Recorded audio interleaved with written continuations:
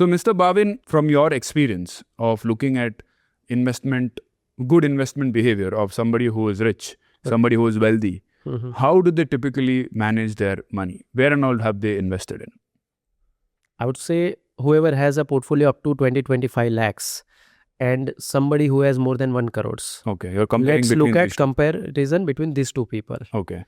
Right. When I have a portfolio up to 25 lakhs, I am too attached to the money. And I always think that what if this money does not generate return? And that pushes me only to go towards very, very safe instrument. The moment you don't take risk, the returns will be much lesser. Yeah. And you may limit yourself within, below 10% of annualized returns. The moment you have a higher portfolio, one, you have a more confidence, you have a more appetite. So when you are, let's say, above 1 crore worth of portfolio, first you think it's okay. I'll just keep 10%, 20% of my portfolio in safe side. Remaining all I'll put in risky assets. Whether it is stock, whether it is long-term mutual fund, or whether it is startup investment, or it could be gold investment, it could be P2P lending investment. Now, because this person has put up allocation across all these asset classes, his returns will be marginally much higher.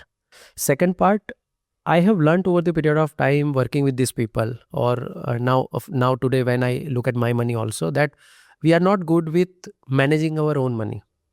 So it is always better practice to give money to somebody else to manage. Because the moment you see that, okay, I have a stock where I got 50% return in 1 year, I would always personally think कि यार ये तो हो गया, अब मुझे इसमें से निकाल देना चाहिए पैसा. But some expert is sitting there who is only managing money, who has detachment with that money कि अच्छा लूज भी हो गया तो उसको कोई फ़र्क नहीं पड़ता है. He will always think कि 50% तो 1 साल में हुआ है, बट अभी और 3 गुना होना बचा है जो मुझे दिख रहा है. So he will always see it as a detachment. So majority of the rich people or people with larger portfolio generally allocates money via asset managers or their RMs. Like a financial advisor. Financial advisor. So second is, advice is very important, and avoid managing your own money with your own decisions, because we all, including me myself, might get biased towards the decision. Third part is, we remain very conservative with our own money. When we think about taking any risky bet or investing, कि 10 साल के बाद stock market में ऐसा हो सकता है, 10 साल में म्यूचुअल फंड ऐसा ग्रो हो सकता है, 10 साल में ये इंस्ट्रूमेंट ग्रो हो सकता है, या P2P में आपको एवरेज इतना रिटर्न एनुअलाइज मिल सकता है, तो पहला हमारे माइंड में थॉट वही आ जाता है, and that stops our ability to take right decision. Can you give an example of this? Okay, in terms of example, let's say Zomato itself. So Zomato's initial funding, we talk about InfoEdge, it was taken 15-16 years back. Yeah. I mean, in India that time, there was no existence of startup. When I started my first company in 2009, startup word मुझे पता भी नहीं था, कोई newspaper में भी नहीं आता था. And they took a bet in 2009-10 on such a small technology-based startup कि ये grow होगा. After 12 years, I guess, Zomato IPO came in 2021-22. After 12 or 13 years, when IPO came, today everybody talks about InfoEdge did this, InfoEdge did this. But we need to see the thought process. Ki Sanjeev ji himself was a founder, entrepreneur. He would have seen the possibility of result along with the risk. कि जाएगा तो 10 करोड़ जाएगा, but आएगा तो ये 10 करोड़ का 1000 करोड़ आएगा, right? So I mean that's the ability of thinking about the risk. I might be able to think about those risk for my business, but क्या मैं वो एज अ इंडिविजुअल सोच पा रहा हूँ in terms of return is a question mark. Do you think that is the main difference between somebody who has become very rich and somebody who is stuck in the middle class trap, the ability to take risk? Not just risk, then a lot of things are also coinciding, but these are few of the differences which I have clearly observed. Because let's say if you are working in a company, it could be in terms of taking additional responsibility. It could be in terms of taking ESOPs. It could be in terms of participating ESOP with your own money. So very recently I came up with such kind of plan that we have an annual component called PLI, profit linked incentivization. So at the end of the year, if we are achieving profit, whatever is percentage, some part is distributed among all the team members. So we give option to people that if you want to participate or buy ESOPs of the company, you get it with 1 year maturity and you can buy up to 50% of your PLI. And around 75 members participated in that. So these are the people who sees the opportunity and opting for it. Can you give an example of how much money did an employee make in this kind of a scheme in your company? Because I'm not here. I've heard about this for the first time.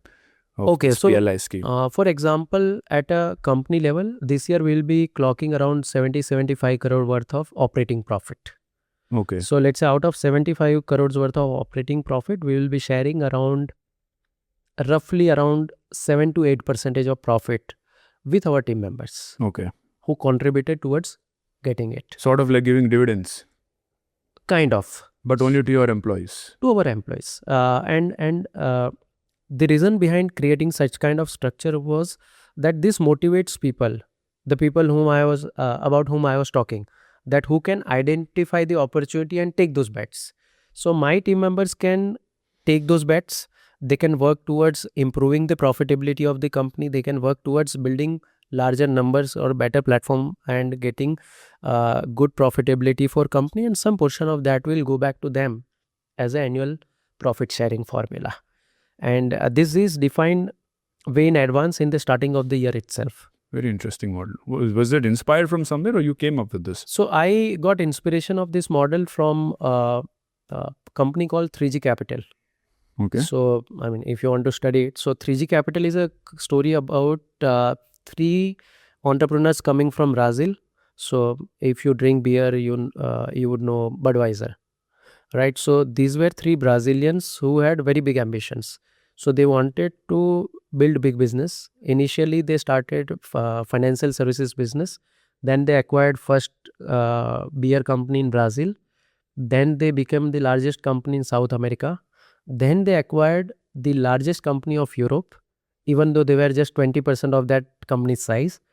And ultimately they acquired Anheuser-Busch, which is a parent company of Budweiser beer. So they own Budweiser beer, they own Heinz and Kraft, they own Burger King, a lot of businesses.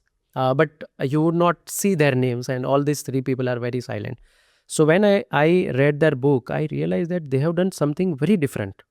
Because coming from a country like Brazil and acquiring such large businesses in Europe, US and all, that also over last 25-30 years, right? Today still we can imagine little bit, but 25-30 years back, US and Europe was much, much stronger. They would not even let you happen. How did they do it? What was the model they operated? And one of the formula behind this was this kind of PLI structure, that you need to encourage your people to take bets and earn more. If companies will earn more, you generate more profit, and then you can do much better in terms of acquisition, in terms of expansion. Glad you made it till here. If this gave you even one idea to improve your finances, send it to a friend. Helping them might just make you the smartest person in their group chat. And don't miss the full episode on Finance with Sharan. There's a lot more where this came from.